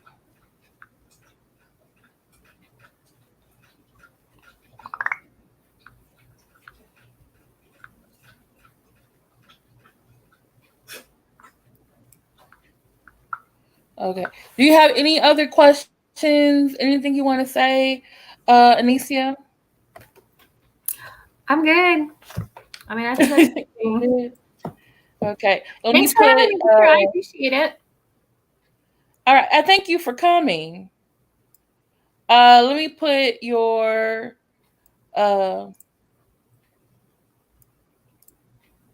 us a lot of great information, and also I'm trying to go up so I can show everyone your website. Okay. All right. Here is Anicia's is it popping up?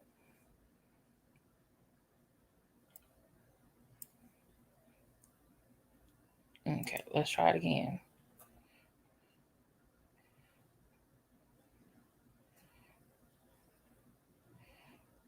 There you go. Here is Anicia's shop. Can you show them the mask again? Yeah, I haven't added it to the shop yet, but they'll be not on the shop yet, but it will be eventually. Yes. So there's other apparel that's already available. Sorry. We've got these are 4 layers of 100% cotton, pleated. They have various things on the inside that say things like Black Lives Matter, resist, equality, I can't breathe. There's lots of shirts that are already available right now. There's also like some African print face masks, both filtered and unfiltered, head wraps. I saw the one you wore, your head wrap master mask. I was like, yeah. This girl is styling down at the protest. I mean, hey, if I'm going to be out there, I'm going to be stylish. Yes. Yeah. Well, I really appreciate you having me. I'll let you get back to your broadcast. But if you use the code blackout, it'll give you $5 off your order, 50 or more, from my website. Okay. And is it just blackout all capital letters? Yes, ma'am. Hold on. Let me verify that it's 100%. That's the right thing. Give me just a second, and I'll be able to tell you. If she's on Facebook, her Maripol Libra designs are on Facebook, Instagram, and the website. Okay.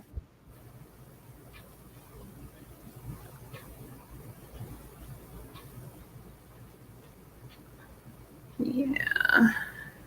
A second. Manage.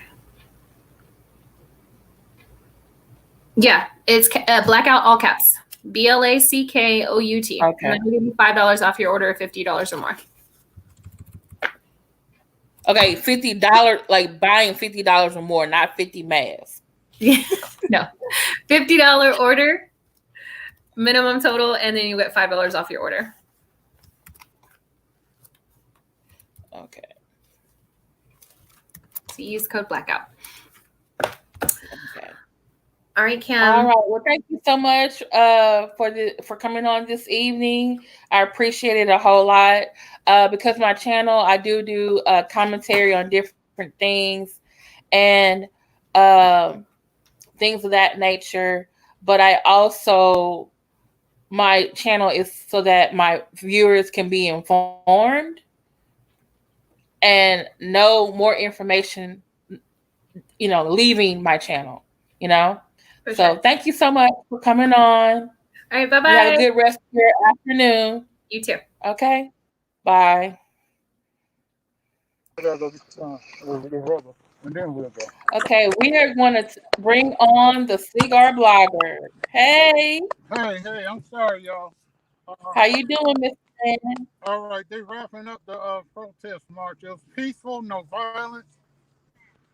Even though they came and had the doggone SWAT team from the city of Cleveland come over in full riot. Are you kidding me? We just got through talking about them bringing over teams from other locations. Can you hear me? Yeah, I can hear you, just a little bit lower. That's all. I'm sorry. I'm driving. I'm going around to pick That's up. okay. You're driving. Everyone else, put your earphones on or turn your volume up like I did. Mm-hmm. But thank you so much for coming on. I just had you'll have to catch the replay. I just had one was an organizer, Liz Lozano, the Brown Berets. Mm-hmm. And then I had my other Facebook friend, Anicia. She's just a regular protester. Uh-huh. And they both talked about it. Liz talked about how to organize for one, and then Anicia talked about what you do to go to one. Like Yes. And we also put some links in there about how to be safe. And I think it was just I think it was Nita B just asked about what is defunding the police going to do. Like you just said, they had a whole SWAT team out at a protest today. How many people were at the protest? I want to say 200, maybe 300. But they got them in just because this is a small town, so they had them from the city of Cleveland, but they didn't have to use them. But they had them in place, and then they had bicycle units. They didn't have to use them either. But any on horses? No horses, thank God. My son, I found out on the way to the rally. I'm thinking I'm taking him to get him to be a part of a rally, and he's the dang coordinator. Is he in the car with you? No, I'm about to get him now because they got to get back to. Okay, because I want to ask him. I'll see what I can do. Being a young person, him coordinating. I can hear you. Let's keep talking. Yeah, coordinating a protest. That is awesome. That is beautiful. And the mayor was here. The chief of police. I got on Facebook Live. I had the chief of police talking on my page, and so I just happened to check over and see where you had sent a message for me to come on your live. I wasn't ignoring you, but I was recording. Oh no, I know you was. I said if you can. All right. Yeah. So here we go, and we're headed back up here now, so that we can end the rally, and they march back up. And here's my sign. She want to talk to you. Hello. Hey. How you doing? I'm doing good, Mr. Drip. I have the political hat on. I am so proud of you. When he told me when he was taking you to the rally or the protest rally, and then he's driving, he's texting us. He's like, "I'm so proud of my son. He's the coordinator of this." And I said, "You tell him I said I am so proud of him." Thank you so much. It just needed to be said. It really needed to be said and done. Euclid has sadly a not so great history with minorities in the police, but the fact that we had officer support and just keeping a peaceful protest and the overall, I wasn't even expecting this kind of turnout. I thought it was just going to be me and a couple of friends and maybe some other people, but this. It's 4 blocks long. It's 4 blocks long. Wow. What was your focus? Like, what did you do? Because like you're young. What was it when you decided to like, I'm gonna do this protest? Because Liz said the first thing you do is you talk to your inner circle and decide on your message. So what message were you trying to have? By having this protest? What were you protesting? Was it just George Floyd, or was it like Wendy's, or was it like I don't like Donald Trump, or I'm just doing it overall police brutality? I'm doing it for Breonna Taylor. Like what was in your mind? It was the thing that made me want to act initially was George Floyd, and I was like, we got to do something because they kept playing the video on the news over and over and over, and he was, and what really made me sad was the fact that he was screaming out for his mother. I couldn't help but think, what if that was my brother? What if that was my dad? What if that was my uncle? What if that was me? I know my family would be heartbroken, and and then when all the other stories started coming out, all the video clips of protesters being like, they're not the agitators. It turns out the police are the ones that are the agitators, and it's like it's like, oh, now the police really just don't care. And it's like, nah, we gotta say something. Me and my generation have to say something. Me and my community have to say something. And I think the overall message is just think before you act. Like, I'm not telling you to compromise your life, but this man was unarmed and handcuffed. What threat was he to you? The police, and he was outnumbered, right? And then the police pushed over that elderly man. Oh my goodness, I saw that. And they just walked over him. They didn't even care. There was one guy, only one guy. Yeah, only one officer. Literally bent down to help him, and the other guys stopped him, physically stopped and said, "Nah." And I'm just thinking, like, wow, does this happen all the time? If one guy wants to do the right thing, and someone else comes over and just, right. What was the second thing? How did Liz said number 2 was logistics, date, time, location, and advertisement. So how did you advertise for? I put it on Facebook.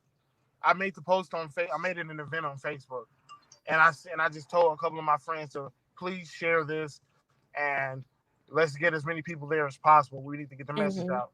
I put it on my Instagram. I put it on my Twitter. I hashtagged the Black Lives Matter, George Floyd, Cleveland protest. Oh yeah, it's great. And so when people are clicking on those links, they're seeing that there's a protest in their city. Like Cleveland, they shut down the downtown area. You cannot get into downtown unless you live there. Wow. They blocked off all the exits.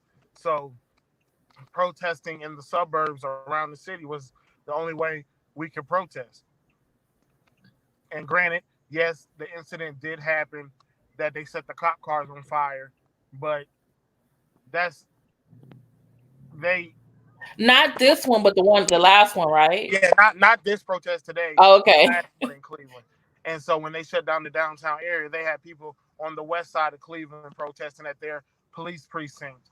Everybody was protesting at the precincts now. So now I just felt like I had to say something. I couldn't be silent. Yeah. Because people are realizing, like, okay, y'all told us why y'all looting and protesting in your own community. Okay, then we'll come to we're gonna come to your house. Precinct, yeah. So I'm gonna say 3, they said water. And I always ask your dad this. Yeah, just say water. They said, who has the water? How much water you bringing? We got water. So 3 y'all had the water. But did you have water for other people though? Yes, my friend James Casey, he came out and he said, I have 2 cases of water. Do you know where we can set it up? And I was like, I wasn't planning on marching down the street like everyone was. It was just going to be at the police station. But we ended up marching down the street, and luckily somebody in the neighborhood came out and set up a table, and other people brought water. Great. And so he had a water stand, and he was prepared. He was like, in case it does get out of hand, I have Neosporin, bandages, and other medical supplies if needed. And that's what my friend Liz said it. My friend Alicia, they said, if there's a march, the march door in front, but then they have someone in a van usually, and they have the water and everything, or there's a station in the halfway mark of the protest march.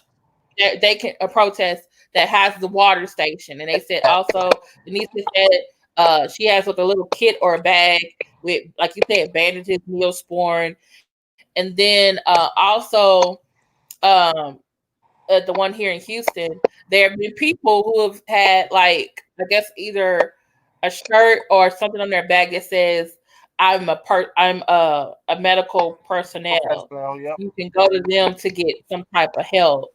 So, but that's great. I'm so glad. I'm so proud of you. I'm glad everything went off. She said 4 was, what was 4, y'all? I keep forgetting what Liz said was 4. Oh, did you guys have to have a permit for the march? Unfortunately, no, I did not have a permit. Euclid doesn't require a permit, but Okay. Unfortunately, but the thing for the permit is if you want to march like on a federal building or protest in front of a federal building. So like when they marched on the Justice Center, is he walking around with his firearm? It's open carry. We salute you, brother. It's open carry. Ohio's open carry. But we it's if you want the permit part is if you want to march on like a federal building, be in front of a federal building. Okay. So like when they marched on the Justice Center downtown, they would have needed a permit for that. And I found out from people that were actually downtown the reason that the police came out there in the first place. They came out because the prisoners started rioting in the Justice Center in response to the protest. We were yelling at them. We see you. We see you. Yeah, and the prisoners were becoming. So they saw you guys. Yeah, the prisoners protesting. The way the Cleveland prison is set up, the prisoners are all upstairs, so they're looking out the window onto the steps of the Justice Center, and they see thousands of people chanting that we see you. Chanting, we see you. Okay, yeah, that was the last one. Yeah. Yeah, that was last week. That was last week. They brought it out this week just in case. Yeah, this week just in case. This time just in case they already had a barricade set up. I'm gonna try to show you this water stand. So you guys were in the same area. Y'all not in Euclid. You were in Cleveland. No, we were in Euclid. We were in Euclid, but Euclid. This is the water stand I was talking about when the Black Lives Matter merch. Oh, okay, that's cool. But the place we were at, the Euclid police station, which is right there. Mm-hmm. Oh, okay. That's the police station, and they put up caution tape. Mm-hmm. Because they got wind of the protest. But I'll just say this to end it. I was really glad that it was peaceful. It remained peaceful. Yeah. I didn't know that they would designate me the leader. I didn't. I just wanted to come and protest. I just wanted the message. That I wasn't trying to be the face of the protest. You're gonna be on news 6 and 0. I know I'm gonna be on the news, but you're gonna be on the news. Oh my goodness. Yeah, the Channel 5 news interview. I get so excited when my friends' kids do something positive. Yes. And what's the name of the news? Channel 5. Channel there. 5, Cleveland Channel 5. Cleveland news. It'll say Cleveland or Euclid. Okay. No, it'll be Cleveland Channel 5. Okay, y'all said that Cleveland Channel 5. We got to see. I'll send you the link. Okay, thank you. Yeah, we'll send out a link. Okay, great. I'm the car, so I'm gonna hand the phone back to my dad. Thank you. Okay, thank you. Your brother back there being kind of supportive. Hey, Malik. Hey, Robert. Yeah, they're about to hop out because it's about to come to an end, and Daryl's gonna say goodbye to everybody. And it was peaceful, non-violent. Nobody got hurt. Nobody got arrested. Mm-hmm. None of that. No violence. And that really shows you, though, we know how to do a peaceful protest. A lot of times, the police is antagonistic, and we did talk about outside agitators or whatever. But some of those outside agitators are actually undercover police. Yes. Undermining the protests. So I'm glad everything was peaceful. Everything was good. Everything. Hey, both of y'all in the chat, did y'all remember what number 5 was that Liz said? I am so proud. my son did this, and now it's over, non-violent, and everybody's doing it. Mm-hmm. And I'm gonna let you out right Exactly. there. I'm gonna pull over here, son. Yeah. All right. Okay.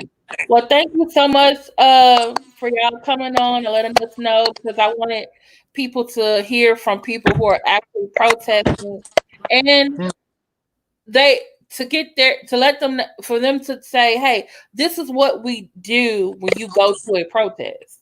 This is the why, in case they want to do it, or because they keep hearing about protesters in a very negative way a lot of times. But you got to talk to and hear from an individual who actually did it. And now they about to eat some pizza and celebrate, and people getting in their car. Oh, okay, good.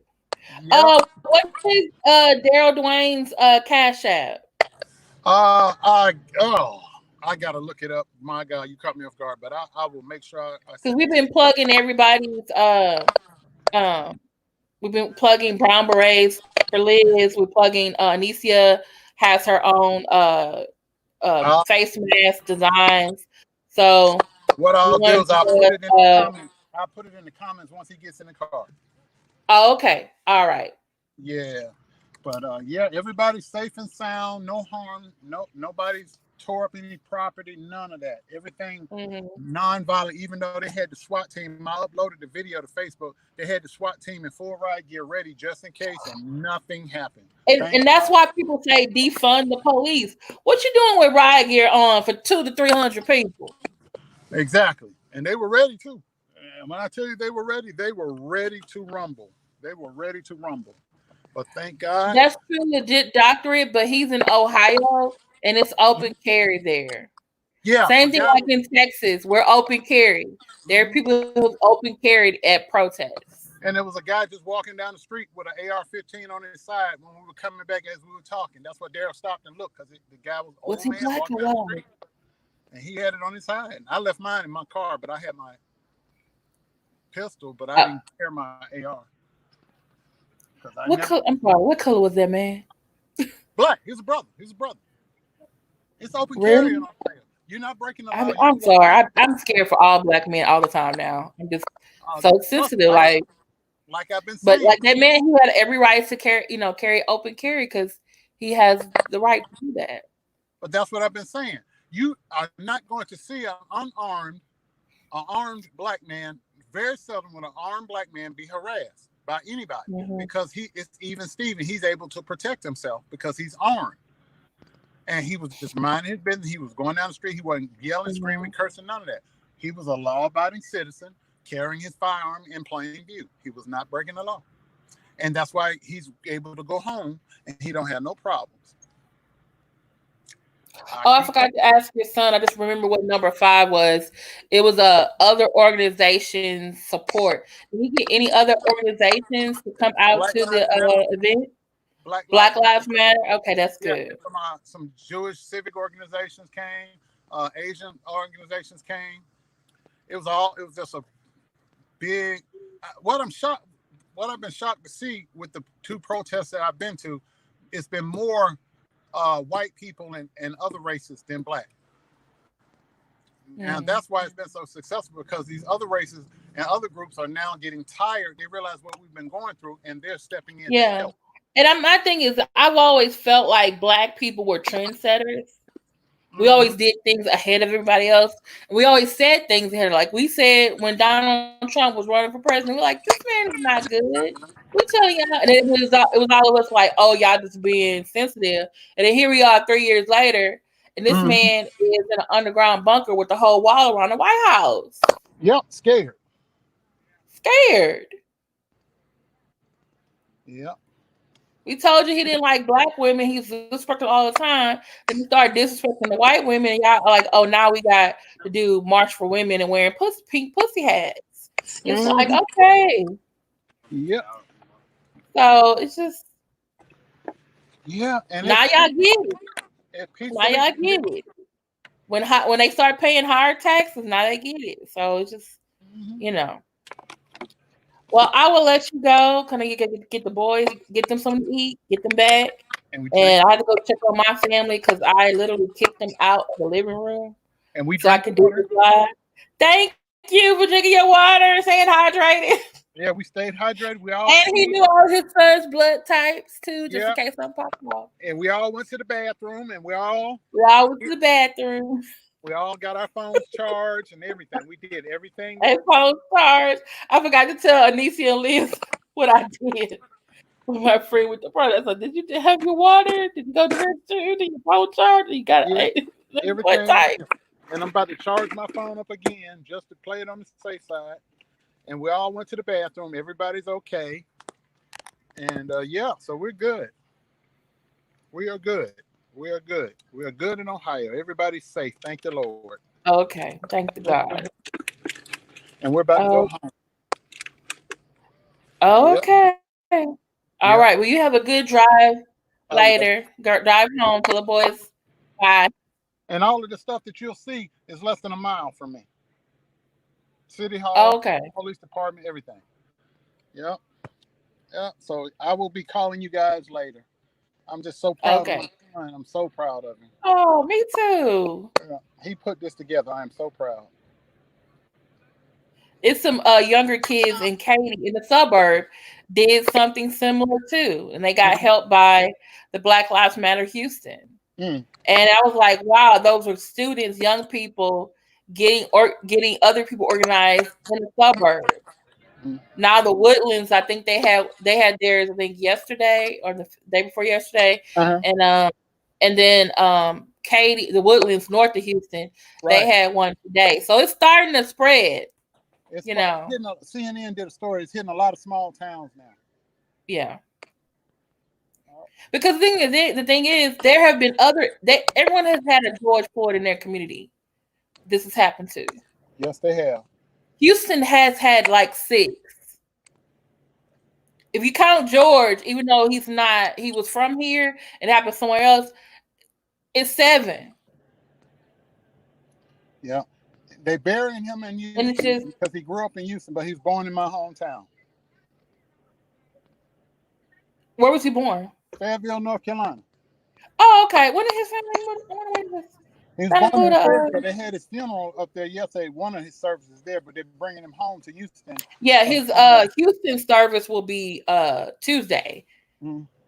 It's and knowing that it's probably going to be in a big place, huh? Yeah, it's going to be in a mega church. It's right in Missouri City, which is like southwest of Houston, at Fountain of Praise. It's one of the largest churches in the community. Okay. And so it will fit everybody who's going to come and have parking. So. All right. Well, I will let you go. Oh, thank you, doctor. You're welcome. Y'all, everyone else, thank you so much for coming. Thank you for being respectful to the guests, having good questions. Please pray for Michelle. She lost a family member. Also, pray for Tawanda, who lost a friend of hers too to COVID. Okay. And continue to pray for Roxanne. She's feeling better. But please keep her in prayers. And thank you if you can. Please support me in my laptop, because I had, Daryl, before you came on, I had like 3 to 4 shutdowns. Yeah, it's StreamYard is and I don't know if you noticed, I'm in a different part of my apartment in the front room. I had to leave the table and get closer to the router. Yeah, you got to get an Ethernet connection. You cannot do StreamYard. But this is the thing, though, Daryl. If I had a regular laptop, I can do an Ethernet connection. I can't do that on this Chromebook. But I'm getting into I believe I received. I'm gonna get it this week. You didn't buy the USB Ethernet hub. I told you. But guess what? But this laptop doesn't even have a connection for the Ethernet. You have a USB. There's no port. The USB port, you can buy an external Ethernet. You plug it into your USB, then you connect the Ethernet cord to that. It's a little device. I'll send you the link. Just hit me up later. I'll show it to you. Okay, sir. Telling me some new stuff. Thank you. Yeah, that'll hold you over until you get your other laptop. Okay. All righty. Well, we out of here. All right. Talk to y'all later, everybody. Thanks, Daryl. All right. Bye. Bye-bye. See y'all later, everybody. Y'all have a good rest of y'all day. Hey, don't forget Tuesday. I am doing a live 7 p.m. Central Standard Time. LGBTQIA. What does it mean? What do all those letters mean? Please be there. And you can ask, after I explain what they mean, you can ask me any question that you want. Okay? But please be advised. That video, that live will be about facts, information, not about whether or not the LGBTQIA lifestyle is a sin or not. That's not my forte. Mine is informing you. Okay? Say that for someone, another video. That you're totally correct. Legit doctorate. That's why I always tell my students when I do the civil rights movement, I keep pointing out, I say, hey, I know we always talk about Rosa Parks and Dr. King, but look at these young people. Little Rock 9 were teenagers. Ruby Bridges was 6 years old. The students in the walkouts in East LA in 1968, they were young people, high school students, college students. Okay. If you ever seen Selma Lord Selma, there was a 12-year-old and 13-year-old girl who was on their bridge too. Okay, so y'all have a good rest of y'all evening. I gotta go check on my family because I kicked them out the living room so I can do this live. Thank you so much. I appreciate y'all a lot. Hit the like button, subscribe, hit the bell, and all notifications. That's correct. He was 27 years old. I'm just saying later on, that's all who they talk about. But yes, and even John Lewis, I think, was younger than was about that around that age, 25, I think, when he was when he was a leader of SNCC. And CORE, Freedom Rides, they were in their 20s. You know? So a good book to read about the civil rights movement from a person on the grassroots level is Coming of Age in Mississippi by Ann Moody. Okay. I can keep talking forever. My friends told me to be quiet. Okay, talk to y'all later. Love y'all. Bye.